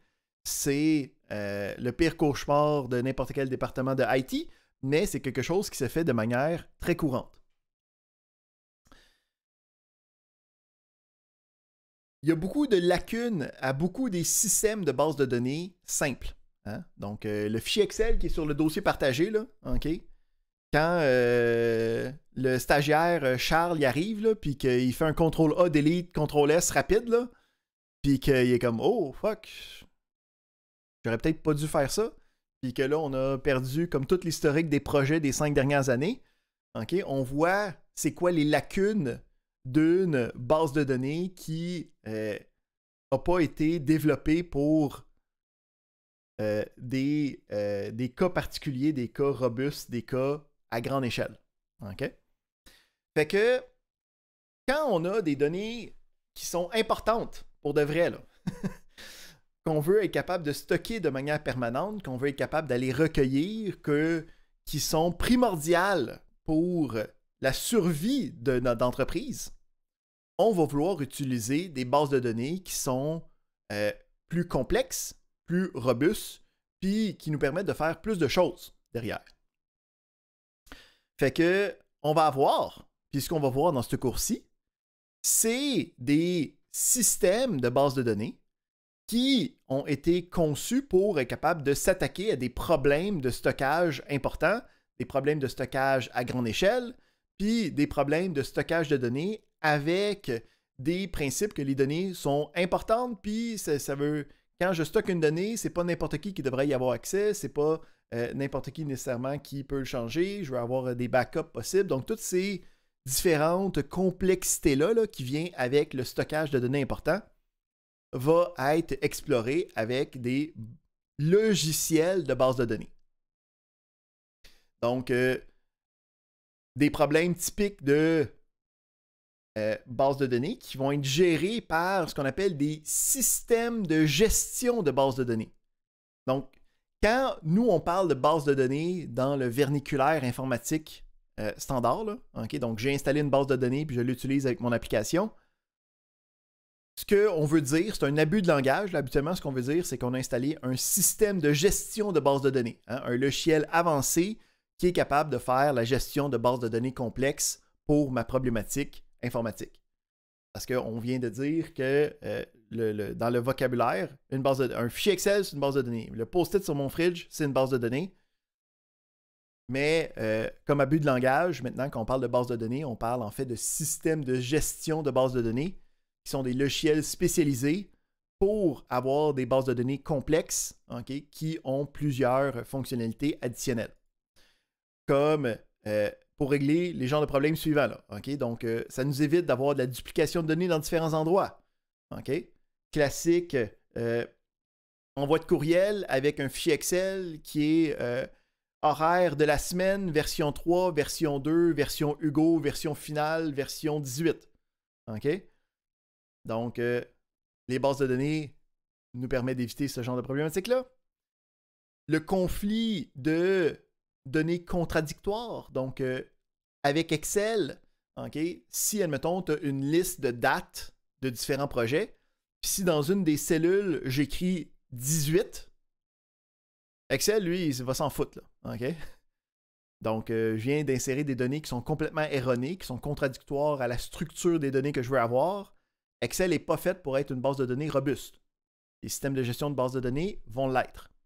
Aussi, la mise à jour de données puis l'accès à ces données-là vont être gérés par les systèmes de gestion de base de données, okay, pour éviter deux personnes qui ouvrent le fichier Excel en même temps sur le dossier partagé, puis que deux personnes essaient de sauvegarder en même temps, ça cause des explosions majeures. Les systèmes de gestion de base de données sont capables de gérer ça. Fait que, dans le cours, on va aller regarder des SGBD, okay, des systèmes de gestion de base de données. Je vais utiliser le même abus de langage que le restant de mon domaine. Donc, je vais habituellement dire, on va aller regarder des bases de données. Okay, donc, on fait fi de fichiers Excel, on fait fi de post-it sur le fridge. Quand je parle de bases de données, on va aller regarder des systèmes de gestion de bases de données plus complexes, des logiciels qui sont spécialisés pour ça. Fait que, on va aller regarder deux familles de bases de données à l'intérieur du cours. On va aller regarder, puis on va aller regarder majoritairement la famille de bases de données relationnelles. Okay? Donc, les bases de données relationnelles, un autre synonyme que vous auriez pu entendre, c'est des bases de données SQL. SQL qui est le langage qui est utilisé pour interfacer avec ces bases de données-là. Mais le nom réel, c'est des bases de données relationnelles. Donc, on a eu ce problème de stockage de données-là il y a longtemps. Là, okay? Puis, on a développé une solution pour ça dans la fin des années 70. Okay? Puis, en termes informatiques, là, quelque chose qui date des années 70, là, c'est plus qu'il y a plusieurs générations. Là. C'est avant la genèse de l'informatique moderne. Puis, c'est encore les mêmes systèmes qu'on utilise aujourd'hui, c'est les mêmes règles qu'on utilise que qu'est-ce qui a été développé dans cette affaire-là, dans ce temps-là. Donc, il y a deux choses à savoir avec les bases de données relationnelles, les bases de données SQL. C'est que c'est vieux en... OK? Puis, il y a une raison pourquoi c'est si vieux que ça. C'est parce que ça marche. OK? C'est la seule technologie, OK, que je connais qui est si vieille puis qui est encore la technologie, OK, qui est le premier choix quand on veut faire des bases de données. Donc, ça l'apporte, c'est digne de mention que le monde qui ont pensé à ça, là, ils ont bien pensé à ça. Il y a définitivement des lacunes, OK? Il y a définitivement des choses qui pourraient être mieux faites si on retournait dans les années 70 puis on se disait ça, mais le principe, c'est que c'est assez bien fait pour que ça vaille encore la peine que ça soit notre premier choix. Fait que le principe des bases de données relationnelles, ça va être quelque chose qu'on va aller regarder, c'est le principe de concept d'une table. Okay? Donc, ça ressemble beaucoup à ce qu'on peut penser dans Excel. Là, okay? Donc, on a une table, il va y avoir différentes colonnes, les colonnes sont nommées, puis là, on a des lignes d'information. Okay? Fait que j'ai une table de clients, j'ai le nom du client, c'est son adresse, son numéro de téléphone, puis là, j'ai une série de clients. Puis, le principe des relations, ben, ça va être d'être capable de dire, ben, je suis capable d'avoir une table client, puis là, je vais avoir une table d'achat, puis dans la table d'achat, je vais pouvoir faire référence au client. Comme ça, les données ne seront pas dupliquées à différents endroits. Donc, on va avoir ces bases de données relationnelles-là. C'est ça qu'on va voir durant la première moitié de la session. Donc, on va avoir en masse de temps pour en jaser. Puis, le principe, c'est que pour être capable de travailler avec ces bases de données-là, okay, on va avoir un langage de sélection, okay, donc un query language qui s'appelle le SQL, okay, ou en anglais, on dit SQL. Donc, c'est le Structured Query Language. Donc, c'est un langage, okay, pour être capable de travailler avec ces bases de données-là. Fait que, on va aller voir dans la première moitié du cours, là, des RDBMS, donc des Relational Database Management System, hein, ou des systèmes de gestion de bases de données relationnelles. Mais, encore une fois, par abus de langage, quand le monde te parle « j'ai une base de données », 90% du temps, ce qu'ils veulent dire, c'est « j'ai un système de gestion de bases de données relationnelles ». OK? Puis, c'est encore l'outil qui est utilisé comme outil par défaut. Okay? Donc, si j'ai une entreprise, puis l'entreprise a besoin de stocker des données de manière permanente, ça va être une base de données SQL, à moins qu'il y ait une problématique spéciale. Parlant de problématiques spéciales, il existe d'autres familles de bases de données.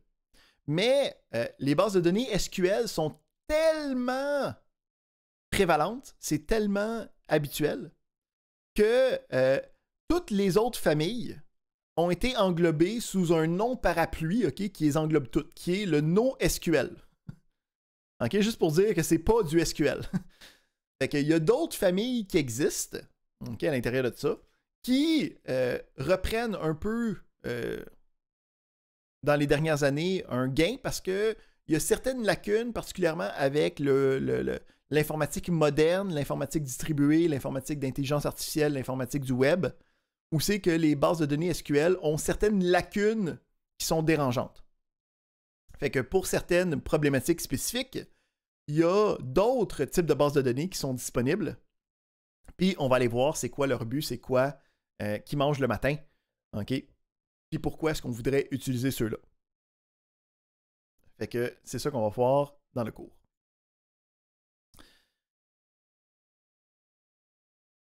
Prochain sujet de la journée, et dernier, ça va être le principe de données en informatique. Mais, avant de faire ça, on va se prendre une deuxième petite pause.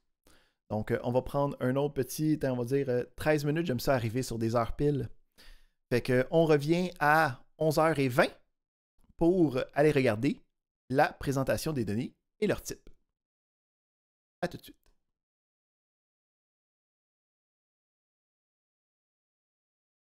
Donc, nous revoilà. On est à notre dernier sujet de la journée, qui va être la présentation des données et les types de données. Donc, ça, ce n'est pas un sujet qui est spécifique à programmation ou base de données, c'est un sujet qui est spécifique à l'informatique en général. Puis, puisque on travaille sur la science des données, ça serait important de comprendre bien comment fonctionne le principe de données. Donc, premièrement, quand on parle de données, on parle de n'importe quelle information qui va vouloir être possiblement sauvegardée ou stockée quelque part. Donc, on peut penser à des données comme étant n'importe quoi qui est dans une cellule d'Excel. On peut parler à n'importe quel journaux ou des logs de quelque chose. Donc, quand on parle de données, là, on parle d'éléments, habituellement d'informations. Habituellement, les données, c'est un principe d'information qui est stocké de manière informatique. Donc, mon carnet d'adresse, c'est des données. Les informations de mes transactions dans mon compte de banque, c'est des données. Mes notes de cours, c'est des données. C'est quand la dernière fois que je me suis logué sur Moodle, c'est des données. Donc, n'importe quoi qui est sauvegardé puis qui est de l'information, c'est habituellement des données. Un concept qui est important aussi à comprendre quand on commence à travailler avec des données pour de vrai, c'est que quand on travaille avec des données en informatique, l'ordinateur doit être capable de stocker ces données-là quelque part. Donc, doit être capable de sauvegarder l'information. Puis là, la problématique qui va venir avec ça est en deux différentes facettes. La première facette, c'est qu'un ordinateur, c'est un objet physique, dans notre monde réel, qui a donc des limitations physiques. Donc, quand on sauvegarde des données, le principe, c'est que la donnée, il faut qu'elle prenne de la place quelque part. Il faut que, quelque part dans le monde réel, dans le monde physique, cette information-là soit stockée. Puis, la deuxième problématique, la deuxième facette du principe de données, c'est que la manière de sauvegarder l'information va être limitée par la technologie qu'on utilise. Donc, nous, en informatique, le principe, c'est que derrière tout ce qu'on fait en informatique en ce moment, là, il y a un élément fondamental, un outil qui nous permet de faire tout ce qu'on fait en informatique, qui est le principe du transistor. Donc, le transistor, là, c'est la chose qui a catapulté notre monde moderne, qui est en fait à sa version la plus basic de la chose. Puis là, tout mon background de génie électrique crie de la simplification que je vais faire. Mais pour notre cas, ça va être capable de nous simplifier les choses. On peut le voir comme une espèce d'interrupteur, qui est à on ou qui est à off. Puis cet interrupteur-là peut être contrôlé de manière électrique. Fait que le principe de données, c'est que on va avoir un paquet de transistors, puis les transistors peuvent être à on ou à off. C'est la seule chose, c'est le seul élément fondamental qu'on est capable d'utiliser quand on veut sauvegarder des données. Fait que, quand on parle de données, il va y avoir un deuxième terme qui va venir puis qui va toujours être connexe avec cette gestion de données-là, qui va être le type des données. Donc, quand on parle du type de données, ça a habituellement deux implications. La première implication, ça va être l'espace que ça va prendre dans l'ordinateur. Donc, habituellement, quand on parle de type de données, on va dire c'est de telle affaire, puis ça va prendre telle place dans l'ordinateur. Donc, un exemple là, de type de données, on va pouvoir dire que c'est des entiers sur 32 bits. Le principe de bit, B-I-T, c'est le principe de un transistor, de une information qui est on ou à off. Souvent, on va utiliser une nomenclature numérique à la place de dire on ou off. Là, on va dire 0 ou 1. OK? Fait que on va avoir la taille que ça prend, puis aussi la manière que c'est sauvegardé. Okay? Parce qu'on va voir que, OK, mettons des informations numériques, ça va bien, mais mettons que je te parle de, je veux sauvegarder du texte, là. Hein, je veux sauvegarder mon nom, Hugo Leblanc. Comment est-ce que je fais pour sauvegarder ça avec juste des interrupteurs qui sont à on puis à off? On va voir ça dans quelques instants.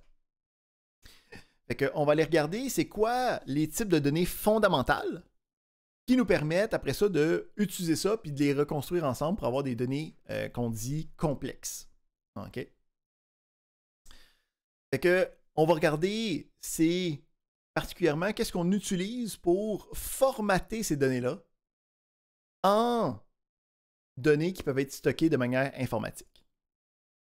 Fait que la première chose qu'on va vouloir stocker, c'est des valeurs qui sont binaires. Okay? Donc, si je veux juste sauvegarder quelque chose qui est à 0 ou à 1, ça c'est assez facile, je peux le stocker directement, il n'y a pas de problème. Hein? Le transistor il est déjà fait pour ça. Puis, souvent, ce qu'on va faire aussi, c'est une interprétation de qu'est-ce que j'ai. Fait que j'ai du binaire, des valeurs possibles, 0 ou 1. Puis, j'ai aussi des valeurs qu'on dit booléennes, ou ce qu'on dit parfois des valeurs logiques, okay, avec de l'algèbre de Boole. Donc, parce que c'est le nom du gars, c'est B-O-O-L-E, c'est son nom de famille, là, okay, là, c'était pas de sa faute. On a le principe de logique informatique, où on a deux valeurs possibles, le vrai ou le faux, okay, true ou false. Puis le principe, c'est que ça s'agence bien avec notre petit transistor, hein, qui est à on ou à off, hein, pour dire qu'on a deux états, il y en a un qui va être faux, il y en a un qui va être vrai. C'est le même principe que 0 ou 1. Fait que ça, on est capable de le transférer de manière comme calquée, il n'y a pas de problème. Aussi, on va voir que la version binaire là, de juste un paquet de 0 puis de 1, ça va aussi être beaucoup utilisé dans des formats plus complexes. Okay? Donc, admettons que je veux sauvegarder une vidéo de quelque chose. Okay? La vidéo, c'est un flux d'informations numériques. Là. Okay?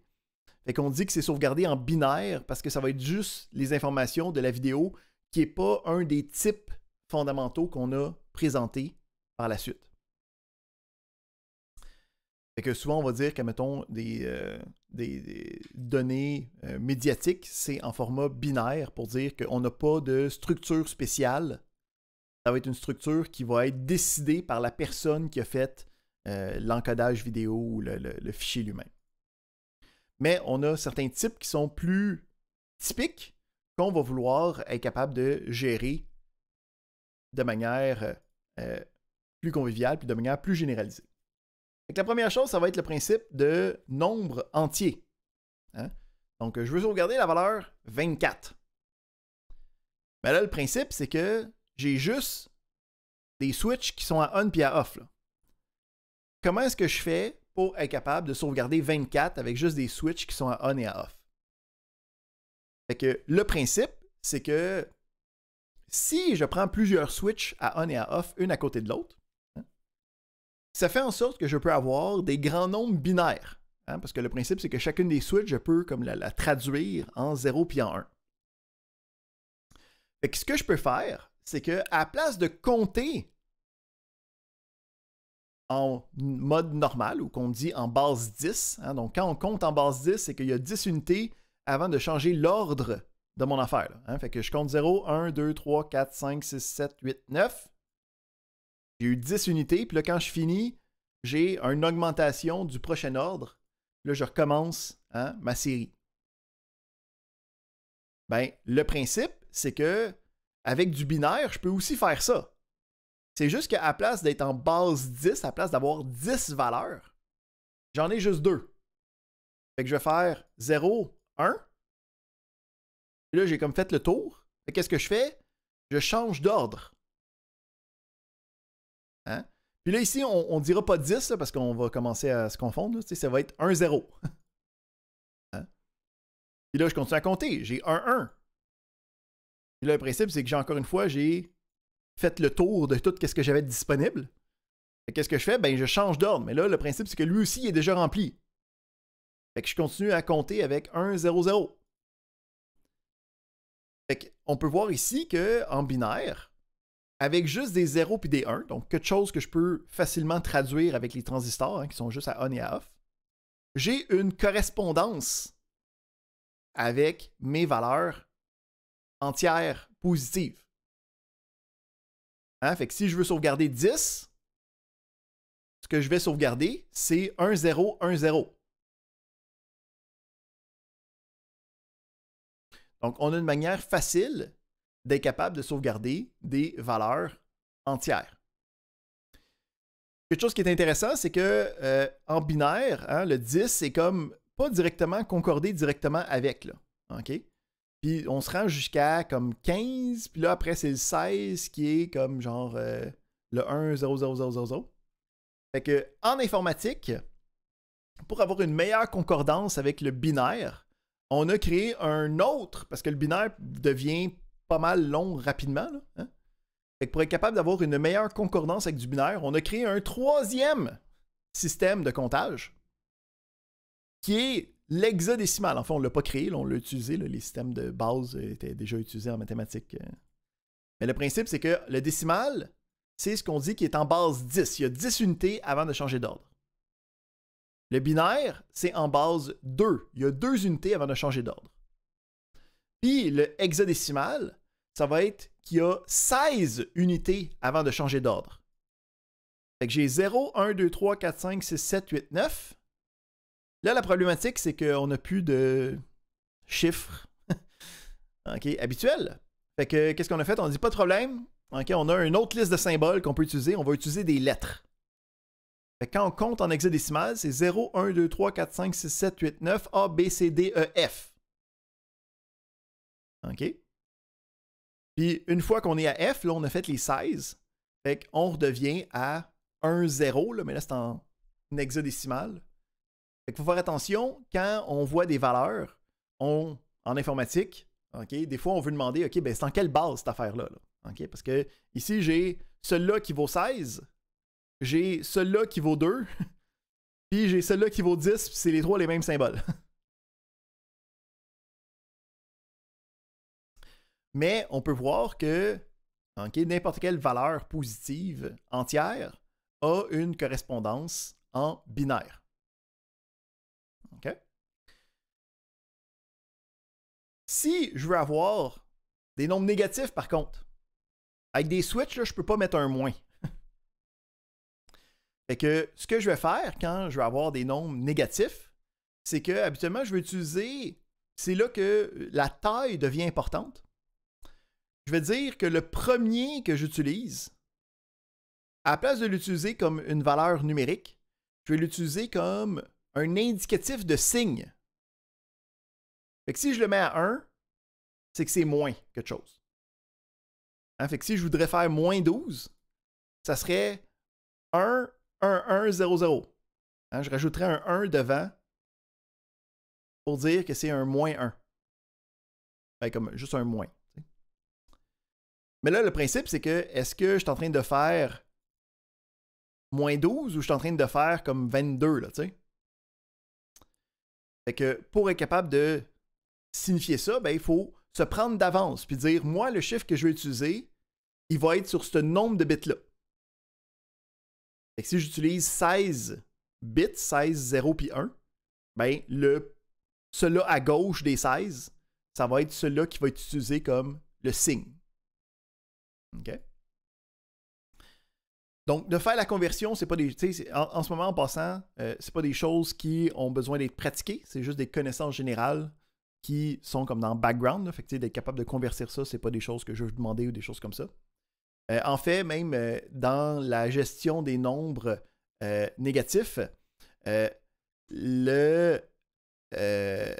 méthode utilisée pour avoir des nombres négatifs est un petit peu plus complexe, là, ce qui s'appelle le complément de 2. Là, donc, c'est pas juste le dernier bit qui est utilisé comme le signe, il y a d'autres variations qui sont faites pour être capable de plus facilement gérer l'addition puis la soustraction de manière comme électronique. Donc, ça, c'est des choses qu'on n'a pas besoin de vraiment s'attarder, là. Mais le principe, c'est que si j'ai des valeurs qu'on dit signées ou non signées. Okay? Donc ici, j'ai les différents bits. Puis là, quand je vais créer des données dans l'ordinateur, je vais spécifier à l'ordinateur, est-ce que cette information-là, est-ce que le dernier bit est utilisé comme signe ou est-ce que ça fait juste partie d'un nombre entier? Hein? Fait que là, ça va faire en sorte que, ben, si c'est 0000, ça c'est 0. Si c'est 0000010, ben les deux, c'est 2. Hein? Mais là, si je commence à tomber dans les plus gros, ben là, ça veut dire soit que ça va être une valeur grosse ou ça va être une valeur qui va être négative. Dépendamment de comment je l'interprète. Hein? C'est ça qui va être intéressant quand on travaille avec les types, c'est que dépendamment de qu'est-ce que je décide que je mets avec les 0 et des 1, ça va vouloir dire différentes choses. Fait qu'on a le principe de nombres entiers, on est capable de les sauvegarder, on est capable de les représenter dans nos programmes. Autre valeur numérique que je voudrais vouloir représenter, ça va être des nombres fractionnaires. Hein? 1.47. Comment est-ce que je fais pour représenter 1.47 en utilisant seulement des switches à on et à off que je peux convertir en 0 puis en 1? Ben là, ici, on va utiliser une méthode qui me permet de trouver un peu, de décortiquer le nombre en puissance de 2, puis de trouver la valeur avec, on va revenir ici, la valeur de manière comme automatique. Fait que le principe, c'est que si, admettons, j'ai 12.47, okay, 12.37 à aller écrire. Ce que je vais faire, moi, c'est je vais prendre cette information-là, puis je vais aller déplacer la valeur, le point-virgule. Ce qui va se passer, c'est que pour retourner à mon élément, il va falloir que je fasse comme un fois divisé par 100 ou divisé par 10 pour comme redéplacer la virgule. Mais après ça, ça fait en sorte que j'ai une partie qui va être juste comme un nombre. OK? Puis, ce nombre-là, je peux le spécifier dans une valeur qui va être en 0 puis en 1. Fait que comment est-ce que ça fonctionne, le principe de gestion de nombres fractionnaires? C'est une méthode, OK, qui s'appelle une méthode à point flottant. Donc, il y a une norme là, qui est la IEEE 754, Floating Point Representation, donc la représentation en point flottant, qu'on utilise des 0 puis des 1 pour dire, ben, cette partie-là représente, il est où le point? OK? Puis là, ici, j'ai une visualisation, là, où c'est que je peux le voir, là. OK? C'est la partie de l'exposant, là. OK? Qui me dit, est-ce que le chiffre est de plus en plus gros ou de plus en plus petit? Puis après ça, j'ai la partie significative qui va être comme la partie après le point. Puis, si je peux voir, j'ai le dernier à gauche qui va être juste encore une fois, le bit de signe. OK? Fait que, encore une fois, le principe, c'est juste une version plus complexe de ce qu'on vient de voir. On utilise les 0 et des 1 en se disant, ben, il y a une partie qui va représenter quelque chose, une autre partie qui va représenter quelque chose, puis une troisième partie qui va représenter quelque chose d'autre. Donc, on peut voir ici le principe de comment est-ce que ça fonctionne, cet élément-là. Là. OK, donc, on a le signe qui est le -1, on a la partie de l'exposant qui est combien je m'en vais être petit ou grand. Donc, je peux voir ici que si je le mets tout à presque 1, c'est très gros, hein, 1.5. Mais plus je vais petit, plus ça me donne un x10 à la -270. OK, donc là, c'est 0.00000000270 fois. Donc, on a ces différents éléments-là. Puis après ça, on a la partie significative qui va juste être la partie après le point.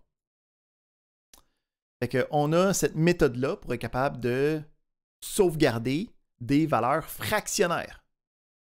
Il faut faire attention par contre avec les valeurs fractionnaires. Avec cette méthode-là, ce n'est pas une méthode qui est béton. Okay? Parce que le fait est que j'ai une limitation là, à ce que je suis capable de faire.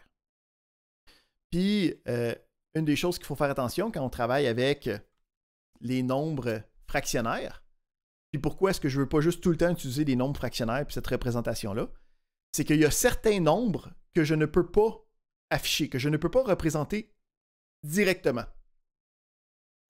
Fait que ici, on a une représentation là, okay, de toutes les valeurs qui sont représentables avec la représentation en point flottant. Fait on voit ici que quand on est autour de 0, tous les nombres sont représentables. Okay? Mais plus on s'en va vers l'infini positif ou l'infini négatif, plus les valeurs pouvant être représentées sont larges. Si on prend un exemple plus spécifique, là, si, admettons, OK, je suis à la 2 à la 23, là, OK, là, fait que 8 millions quelque chose, là, je suis capable de le représenter directement. Mais si je me rends à 16 millions quelque chose, je suis capable de représenter 16 777 216 puis 16 777 218. Avec la version des points flottants, là, parce que le principe, c'est que le point pourrait être entre les deux avec des exposants et ainsi de suite. Je ne suis pas capable de représenter cela entre les deux. Fait que quand je vais essayer, admettons, de rentrer cette valeur-là, il va prendre un ou l'autre. Fait que ça fait en sorte que ça se peut que ça vienne insérer une déviation par rapport à ce que je voudrais avoir. Fait que quand on utilise des nombres flottants ou des nombres fractionnaires en informatique, il faut faire très attention à est-ce que c'est important d'avoir une réponse exacte. Parce que si on a besoin d'une réponse exacte, on a un paquet de problèmes. Souvent, c'est pas nécessaire. Fait qu'on vit avec, puis comme c'est pas un problème. Mais c'est quelque chose qu'il faut comme garder en tête derrière.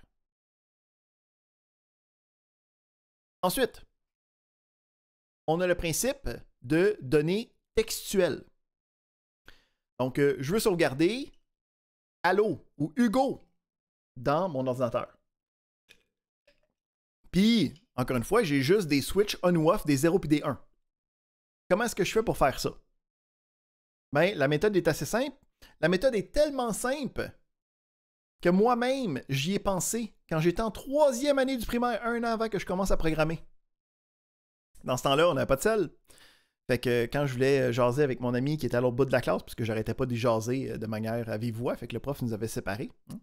Puis je voulais y expliquer comment j'avais battu le dernier tableau de Super Mario Bros 3, des choses très importantes à communiquer en plein milieu de la classe. Ben, j'ai envoyé un message que j'écrivais sur un petit bout de papier, puis je pliais le bout de papier, on passait ça dans la classe, ça allait au bout de la classe. Puis là, le professeur attrapait en vol le message, puis essayait de nous shortiller en lisant le message à voix haute. Puis, du haut de mes 9 ans et demi, okay, j'avais une très grande perception de la vie privée, fait que je trouvais ça impardonnable que la prof lise notre mot devant la classe. Fait que j'ai dévisé une manière de faire, pas d'arrêter d'envoyer des mots à travers la classe, parce que ça, c'est inconcevable, mais bien d'être capable de transmettre l'information sans qu'elle soit reconnue. Fait que je me suis dit, ce qu'on va faire, c'est qu'on va prendre la première lettre, le A, puis on va y associer un chiffre, 1.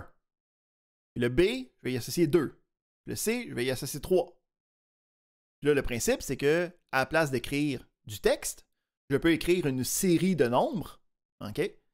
Puis la personne de l'autre bord, puisqu'elle sait la même méthode de gestion de la transformation, va être capable de trouver c'est quoi le texte derrière. Fait que ce que je ne me suis pas rendu compte du haut de mes 9 ans et demi, c'est que j'avais développé ce qu'on appelle de l'encodage.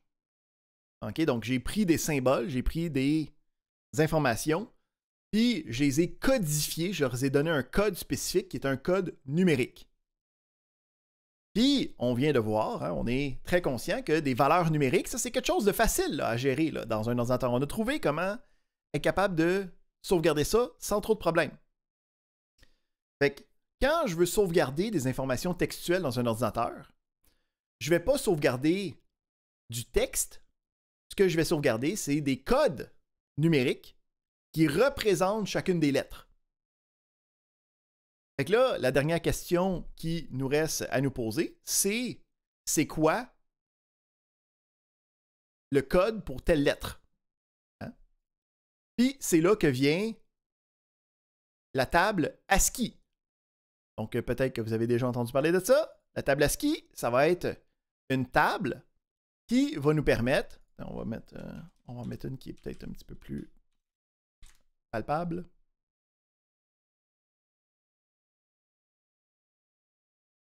Donc, la table ASCII, ça va être une table qui va dire, ben, chaque symbole, voici le code numérique que tu peux sauvegarder à la place. Fait que si je veux avoir un F majuscule, je peux aller mettre 70. OK? Puis là, on peut voir que je ne vous disais pas de la pacotille tantôt avec les différentes versions des nombres. Là, on peut voir ici qu'on a une colonne décimale. Puis à côté, on a une colonne hexadécimale. Hein, on peut voir qu'à l'intérieur de cette colonne-là, il y a des A, B, C, D, E, F. Là, hein? Donc, on peut voir qu'il y a la conversion entre les deux parce que c'est quelque chose d'utile quand on veut faire ces éléments-là. Il y a aussi d'autres colonnes là, qui est de l'octal en base 8 pour du monde bizarre, puis du HTML pour du monde qui font du web. Mais nous autres, on connaît les deux premières colonnes, puis on connaît la dernière qui va être les caractères affichés. Fait qu'on a les principes de quand je sauvegarde l'information, lui, ce qu'il sauvegarde en vrai, c'est les différents codes pour chacune de ces lettres-là. Puis dans la table ASCII, on peut voir des choses intéressantes, comme l'espace, c'est un code. Hein? Fait que quand je dis, mettons, allô tout le monde dans un courriel, ben lui, ce qu'il sauvegarde, c'est le caractère A, le caractère L, le caractère O, un espace, parce que le symbole du manque de symbole, il faut qu'il soit sauvegardé. Là, hein? Donc le symbole de l'espace est sauvegardé. On peut aussi voir que quand on a des lettres minuscules puis des lettres majuscules pour un ordinateur, c'est aussi différent que A et B, un A minuscule puis un A majuscule. Hein? Fait que quand on fait des comptes là, à des places puis qu'on met des mots de passe, ça dit fais attention, hein, la capitalisation a de l'importance, c'est parce que pour l'ordinateur, c'est des lettres aussi différentes qu'une autre lettre. Donc, on a la table ASCII qui existe. On peut voir par contre la table ASCII est un petit peu limitante. Ça a juste des lettres grecques, il n'y a pas d'accent, il n'y a pas rien. Là. Okay? Il existe des normes plus avancées pour être capable de gérer des cas plus problématiques. Donc, il y a la norme Unicode qui existe aujourd'hui pour être capable de gérer toutes les différentes langues de l'humanité. Okay? Puis toutes les différentes versions possibles de problématiques qui est gérées à ça. Nous autres, on n'ira pas voir ça parce que c'est considérablement complexe, l'humanité et toutes ces langues. Là. Fait que on va se limiter, nous, à... quand on sauvegarde du texte, ça va être du texte qui va être juste avec des lettres, avec des chiffres, des espaces, et ainsi de suite. Fait que quand on veut sauvegarder plusieurs lettres ensemble, parce que souvent, de juste sauvegarder une lettre, c'est pas ce qu'on va faire. Là. On va vouloir sauvegarder plusieurs lettres. Donc, il y a un terme spécifique qui va souvent être utilisé. On va dire qu'on veut sauvegarder une chaîne de caractères. Okay? Un string of characters. Puis, souvent, ça va être simplifié. On va juste appeler ça une chaîne ou un string. Donc, quand on parle en informatique, j'ai sauvegardé un string, c'est du texte, hein, une phrase, une série de lettres qui sont rattachées ensemble, sauvegardées sous des codes par rapport à une table de conversion. Fait que ça, c'est les types comme fondamentaux. Après ça, on va pouvoir avoir ce qu'on appelle des types de données structurés ou des types de données complexes. Donc, le principe ici, c'est qu'on va agencer plusieurs éléments fondamentaux ensemble pour créer quelque chose de plus robuste ou en tout cas de plus complexe, de plus exhaustif. Fait que, il existe deux types fondamentaux de données structurées que je veux qu'on parle. Le premier, ça va être le principe de liste. Okay? Donc, le principe de liste, c'est juste un agencement de plusieurs données ensemble. OK? Fait que puis dépendamment de quel langage de programmation, de quelle partie de l'informatique tu es, ça peut avoir différents noms. Là, fait que en anglais, des listes, des arrays, des sequences, c'est habituellement tout synonyme ensemble. Fait que ici, ça serait, admettons, une série de valeurs pour les notes d'un examen. OK? Fait que 14, 35, 17, 23, et ainsi de suite. Ça serait une liste d'informations. En fait, la chaîne de caractères, c'est une descendance des listes parce que c'est une séquence de différents caractères. Fait que, habituellement, ça va être des informations homogènes ou des informations qui sont numérotées. Okay? Donc, la troisième valeur ou la troisième lettre, c'est à l'affaire. Le deuxième type, ça va être des enregistrements. Donc, ce qu'on appelle des records, des tuples, des structs, des choses comme ça. Puis, celui-là, ça va être, encore une fois, un amalgame de données, mais ça va être habituellement des données différentes. Okay? Fait qu'admettons que dans une base de données, là, je vais avoir des enregistrements, ben, j'ai une table de clients, ben, chaque client, ça va être un enregistrement. Hein? Puis un client, ça se décompose en son nom, son numéro de téléphone, son solde, son adresse, son numéro de client, des choses comme ça. Donc, quand on a plusieurs données regroupées ensemble pour représenter un contexte, on va avoir un enregistrement. Puis le principe, c'est que on a vu que ça va être un amalgame de données de base, puis on a vu chacune des données de base, comment les sauvegarder dans l'ordinateur. Fait qu'on est capable de sauvegarder ça de manière facile et conviviale, ou en tout cas de manière automatisée. Alright! Fait que ça fait le tour de ce que je voulais regarder avec vous aujourd'hui. Donc, on a vu le principe de c'est quoi le domaine de la science des données. On a vu c'est quoi des bases de données. Puis, on a vu c'est quoi les types de données. Puis, comment est-ce que c'est sauvegardé dans des ordinateurs. Donc, c'est un peu comme un survol généralisé de qu'est-ce qu'on va faire. Puis, comme le début du background qu'on va utiliser durant toute la session.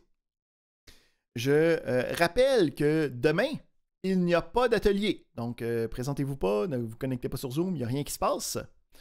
Nous, on se revoit jeudi pour commencer notre première track de programmation. Fait qu'on va aller voir comment utiliser un ordinateur pour créer des algorithmes, faire des instructions qui vont nous permettre de faire des manipulations arithmétiques, mathématiques, pour commencer notre principe de résolution de problèmes en informatique. Donc, j'ai enregistré la période ensemble. Le cours va être déposé sur YouTube, puis moi, je vais faire une liste de lecture. Puis, je vais venir mettre le lien de la liste de lecture dans notre groupe cours sur Moodle. OK? Donc, ici, en dessous d'annonce, dans les prochaines minutes, devrait apparaître une liste de lecture YouTube. Tu cliques là-dessus, puis il va y avoir toutes les différentes vidéos qui vont apparaître au fur et à mesure. Quand je mets la vidéo, c'est une vidéo de 2 heures, là, fait que YouTube, il prend comme une couple d'heures pour gérer ça. Là, fait que ça se peut que quand vous cliquez sur le lien, pour l'instant, ça n'apparaît pas immédiatement, mais ça s'est processé à l'intérieur de la journée. Bienvenue en INF 5111. Nous, on se revoit jeudi. Il n'y a pas d'atelier demain. Bonne journée à tous et à bientôt. Merci beaucoup. Merci, à jeudi. Merci, bonne journée. Merci, au revoir. Merci, bonne journée.